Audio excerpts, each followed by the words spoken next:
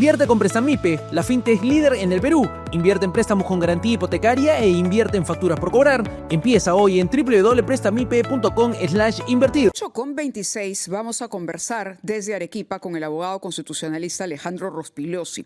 Citando una nota del diario El Comercio publicada ayer, se está impulsando un proyecto de ley que propone modificar el reglamento del Congreso. ¿Pero en qué sentido? Presten atención a estos cambios para señalar expresamente que los congresistas puedan promover sus posturas ideológicas y partidarias sin que ello infrinja el principio de neutralidad.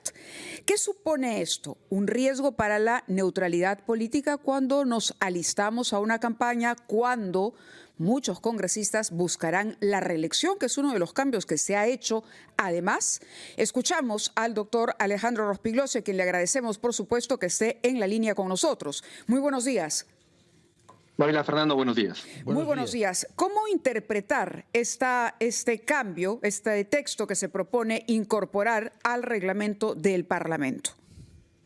Bueno, como un despropósito y que tiene una serie de errores y horrores de hermenéutica e interpretación constitucional. En efecto, hay que decirle a los oyentes, a los televidentes, que cuando se convoca a elecciones para un proceso electoral y hasta que terminen las mismas, este espacio de tiempo implica una serie de límites, de restricciones a una actividad normal de un funcionario público.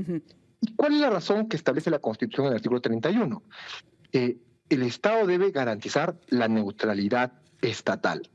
Es decir, que aquellos funcionarios públicos, del más grande al más pequeño, que quiere postular a un cargo público por voluntad popular, no debe usar primero los recursos públicos, la oficina, los autos, la presencia pública que tiene, para, primero, no cometer una competencia desleal con los demás candidatos o con futuros competidores que no tienen ese estatus. Pero en segundo lugar, para no usar los recursos públicos que son escasos. Entonces, eso es para todo funcionario público. Es más, Mávila, Fernando, ustedes saben que hay funcionarios públicos como un alcalde, un gobernador regional, un ministro que quiere postular un cargo, pues la ley exige renunciar al mismo.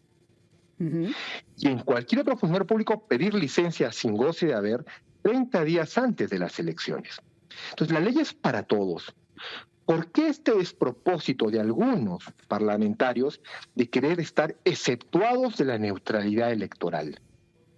Sí, ¿Por pues, qué? Sí, es una Y pregunta eso buena. es algo inaceptable. Señor Rospigliosi, usted ha destacado que al mismo tiempo esto se hace en un momento en donde se permite a los congresistas actualmente en ejercicio ser candidatos al Senado.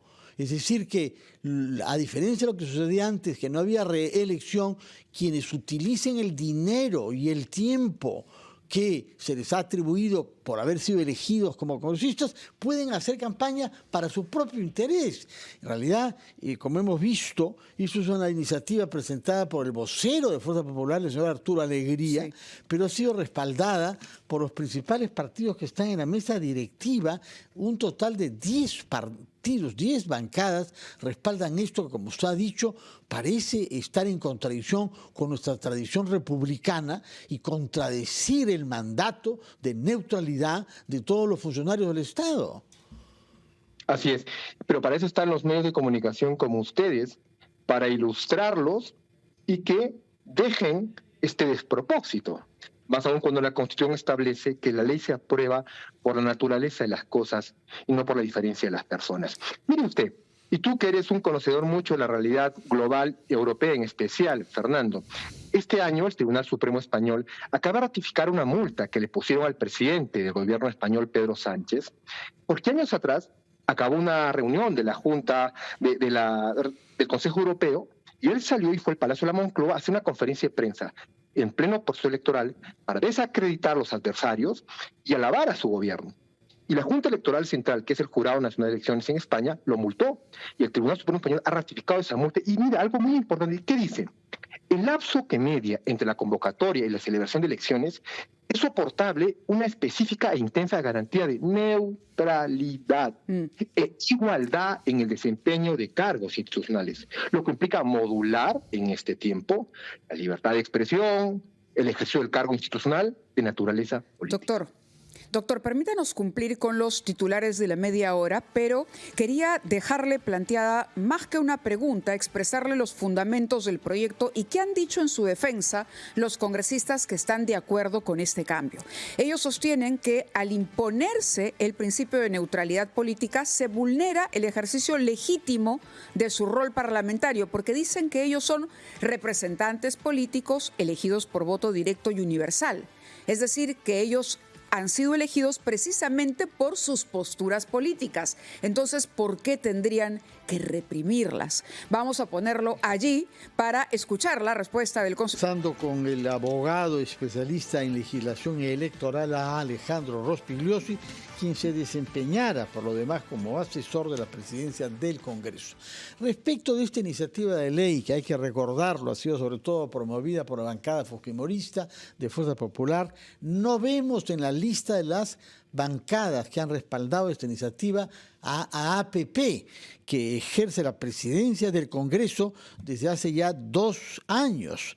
No sabemos si están opuestos, pero sí hemos oído voces críticas al interior, por ejemplo, de la bancada Honor y Democracia. Son solo 5 miembros, pero un miembro eminente, como es la ex fiscal de la Nación, Gladys Echaíz, se ha pronunciado radicalmente contra lo que ella considera que es una ruptura del principio de la neutralidad de los funcionarios y, en ese sentido, un atentado contra un artículo explícito de la Constitución. ¿Qué nos puede comentar sobre el funcionamiento parlamentario que ha llevado a esta situación, señor Rospigliosi?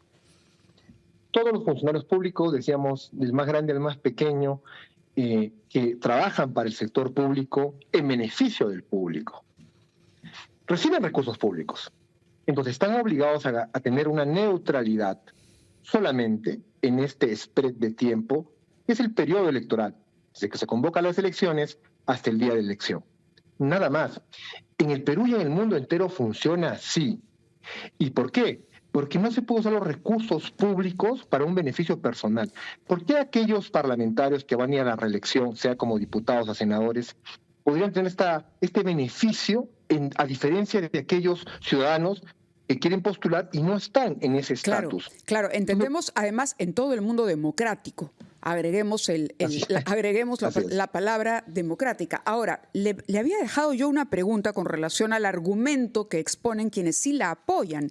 Dicen que exigirles neutralidad sería desnaturalizar su papel y equipararlos a funcionarios administrativos, lo cual contravendría la esencia del Congreso como un espacio de deliberación plural y confrontación de ideas y no como un organismo técnico desprovisto de ideología. Ese es el argumento que sostienen.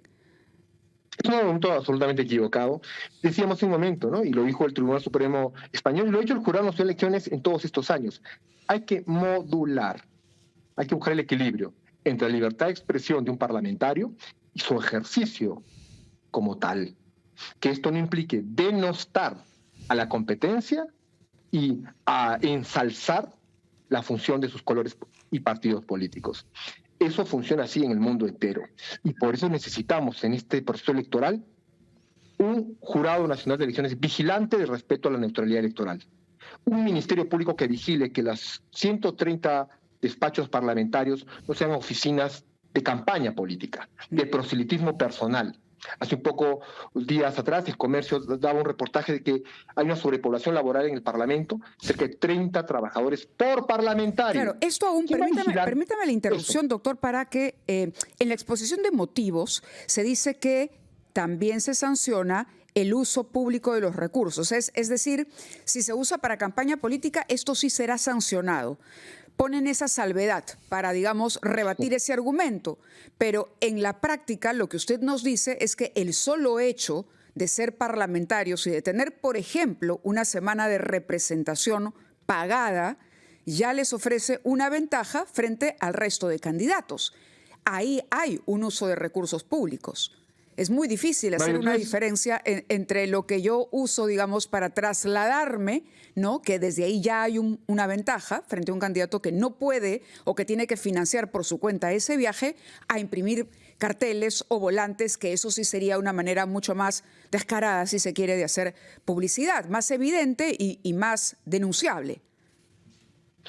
Yo siempre he defendido la semana de representación, una semana a las 4 del mes, ir a sus provincias o distritos electorales a fiscalizar al hospital si atiende o no a los enfermos, la posta médica, la comisaría si recibe las denuncias, si el alcalde ejecuta el presupuesto y las obras directamente, el gobernador regional. Eso es saludable, pero otra cosa diferente es en la noche ir a un meeting organizado por ellos o de su partido político.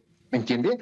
Hay que distinguir una cosa con la otra. Y como tú bien hacías la precisión, en el mundo democrático, la neutralidad estatal es una garantía de elecciones limpias y transparentes.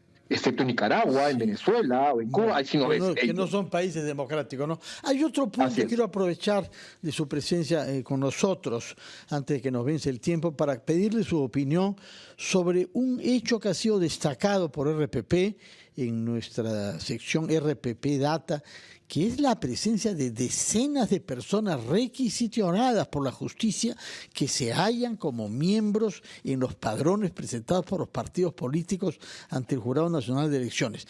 ¿Cuál es el marco normativo para eso?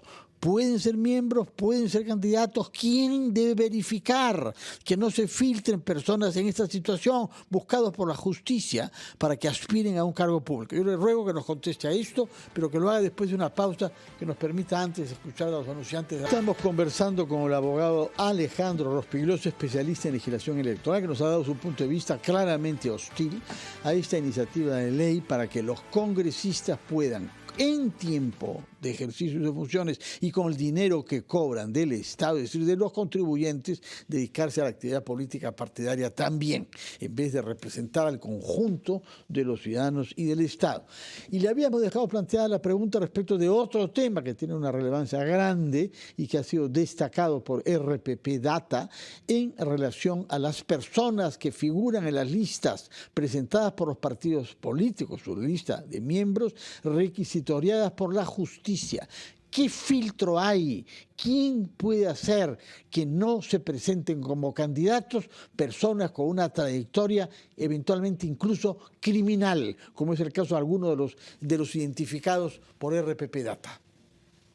Primero que en diciembre, el 15, que es el último plazo para que el Jurado Electoral Especial registre los resultados de las elecciones primarias, estos 43 partidos políticos, si es que no hacen alianzas, en sus primarias, pongan un menú de precandidatos a los ciudadanos de personas idóneas y no como las que tú refieres, Fernando.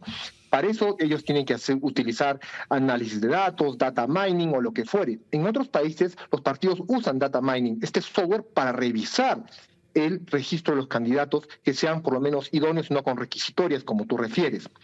Y los partidos políticos hoy tienen un financiamiento del Estado y no hay pretextos para decir que no tenían recursos para hacer ese chequeo. Posteriormente, el Jurado Electoral Especial de cada región, en cada provincia, validar que estos candidatos no tengan sentencia en primera instancia y cumplan todos los requisitos que exige la ley y el reglamento. Muy bien, muchísimas gracias, doctor Rospigliosi. Ojalá que su palabra y la palabra de los especialistas sea escuchada, que hayan filtros que nos ahorren tener que entrar a un periodo de tachas para descubrir que cerca de las elecciones se han filtrado narcotraficantes, mineros ilegales, criminales y otras formas de la criminalidad que pulula en algunos medios políticos. Muchas gracias, señor Rospigliosi, que tenga usted buenos días. Buenos días. Un placer.